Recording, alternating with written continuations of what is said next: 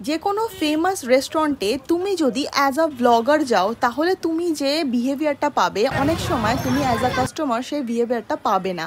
আর এটা আমি অনেকবার অ্যাজ আ কাস্টমার ফিল করেছি, তাই জন্য আমি তোমাদের সাথে অনেকগুলো এক্সপিরিয়েন্সই এরকম শেয়ার করেছি। আজকে তোমাদের সঙ্গে একটা ছোটোখাটো এক্সপিরিয়েন্স শেয়ার করব, কিন্তু হ্যাঁ প্রথমেই বলে রাখি এই ভিডিওতে নেগেটিভ কিছু নেই, তাই প্রথমেই তোমরা কমেন্ট করার আগে পুরো ভিডিওটা দেখে নাও। আর প্রত্যেকটা ভিডিওতেই আমি চেষ্টা করি আমার পার্সোনাল আর রিয়েল এক্সপিরিয়েন্সটাই তোমাদের সাথে শেয়ার করি, কারণ আমি চাই না তোমরা অ্যাজ এ কাস্টমার গিয়ে যে কোনো জায়গায় গিয়ে সেই খারাপ এক্সপিরিয়েন্সটা করো। এবারে বলি আমার এক্সপিরিয়েন্সটা। পয়লা বৈশাখের ঠিক আগেই চলে গেছিলাম হাতিবাগানে। আর হাতিবাগান তোমরা সবাই জানো শপিংয়ের জন্য অনেক ফেমাস। এখানে শপিং করার পরে বাঙালি খাবার দাবার খেতে চলে গেছিলাম ভূতের রাজা দিল বরে।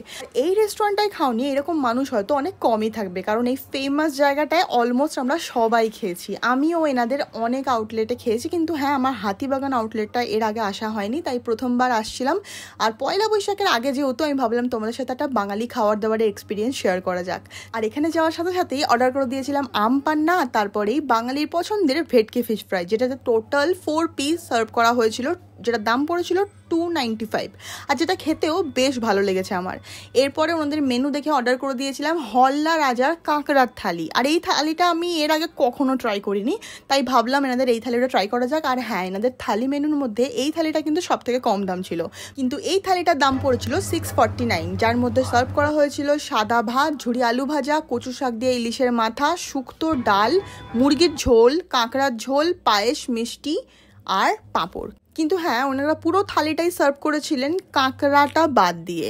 তো আমি ভিডিও নেওয়ার জন্য ওয়েট করছিলাম, আমি ভাবলাম যে কাঁকড়াটা দিলেই একেবারে ভিডিওটা নেব, কিন্তু হ্যাঁ থালির সমস্ত কিছু ওনারা দিয়ে দিয়েছিলেন, শুধু কাঁকড়ার ঝাল, পায়েস, মিষ্টি আর চাটনিটাই বাকি ছিল। তো পুরোটা না আসা অবধি আমি ভিডিও নিতে পারছিলাম না, তাই জন্য আমি একটু ওয়েট করলাম। ওয়েট করতে করতে দেখলাম প্রায় 40 মিনিটস মতো হয়ে গেছে, তারপরে ওনারা কাঁকড়াটা সার্ভ করলেন না। ততক্ষণে থালির সমস্ত কিছু ঠান্ডা হয়ে গেছিলো, কিন্তু আমি আর ওনাদের কিছু বলিনি, কারণ অলরেডি লাঞ্চ আওয়ারটা পার হয়ে গেছিলো আর আমিও চাইছিলাম না আর লেট করতে, তাই তাড়াতাড়ি ভিডিও নিয়ে মানে খিদে পেয়ে গেছিলো সিরিয়াসলি, তাই জন্য তাড়াতাড়ি করে খেয়ে নিয়েছিলাম।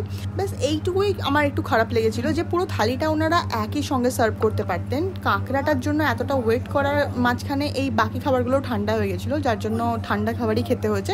যদিও আমার ঠান্ডা খাওয়ার এক্সপিরিয়েন্স আছে, কিন্তু আমার এই ব্যাপারটা খুব একটা ভালো লাগেনি। যাই হোক এইটুকু ছাড়া বাদ বাকি খাবার দাবারের টেস্ট কিন্তু আমার বেশ ভালোই লেগেছে। আর ভূতের রাজা দিল বরে আমি এর আগে অনেকবারই খেয়েছি, তাই এক্সপিরিয়েন্স আমার খারাপ ছিল না, শুধুমাত্র এই ওয়েট করাটা বাদ দিয়ে। আর এছাড়াও আমরা অর্ডার করেছিলাম একটা বাসন্তী পোলাও, আর টোটাল আমাদের বিল হয়েছিল 1505। ওভারঅল এক্সপিরিয়েন্স আমার কিন্তু বেশ ভালোই ছিল। তোমরা কারা কারা ভূতের রাজা দিল বরে গেছো সেটা কিন্তু অবশ্যই কমেন্টে জানাতে ভুলো না। আর নববর্ষের আগে